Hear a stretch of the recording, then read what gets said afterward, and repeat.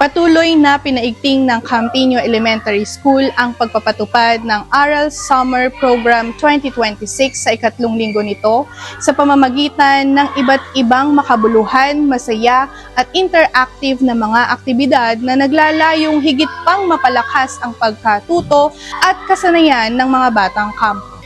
Mas naging makulay at puno ng sigla ang ikatlong linggo ng Aral Summer Program dahil sa mga gawaing inihanda ng mga gurong kampo na nagsisilbing aral tutors.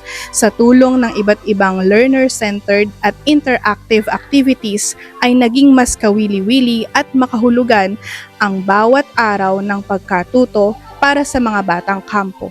Layunin ng mga gawaing ito na mapanatiling aktibo ang partisipasyon ng mga mag-aaral habang pinauunlad ang kanilang kakayahan sa pagbasa, pagsulat, pagbibilang at pakikipagtulungan sa kapwa. Kabilang sa mga tampok na gawain ang iba't ibang outdoor activities at interaktibong palaro na tunay na kinagiliwan ng mga mag-aaral sa pamamagitan ng mga educational games, word challenges at group tasks ay mas naging masigla ang kanilang paglahok sa programa.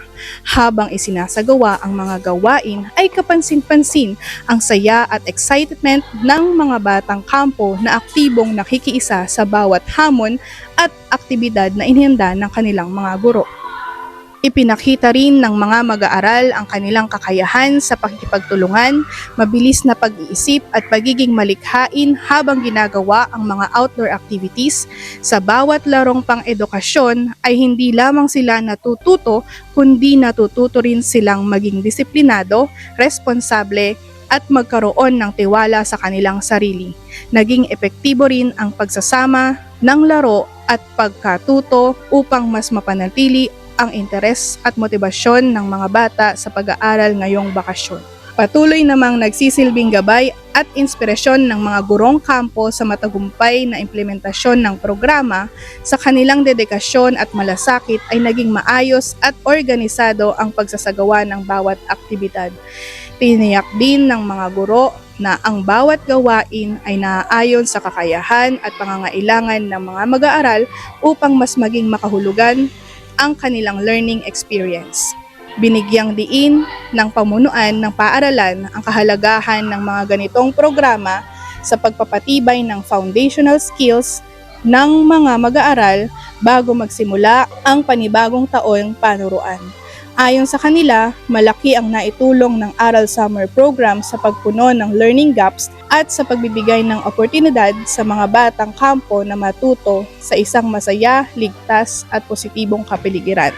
Sa kabuuan, naging matagumpay at makabuluhan ang ikatlong linggo ng Aral Summer Program 2026 sa Campino Elementary School sa pamamagitan ng sama-samang pagtutulungan ng mga gurong kampo, suporta ng mga magulang, at aktibong pakikilahok ng mga batang kampo ay patuloy na naisakatuparan ang layunin ng programa na gawing masaya, makahulugan at epektibo ang pagkatuto para sa bawat mag-aaral. Kasama ang buong CTES Media Team sa pangunguna ni Principal 4 Dr. Trinidad G. Beltran, ako si Molly Jean Ariambot, teacher reporter ng Campino Elementary School, nag-uulat para sa Kampo Patrol.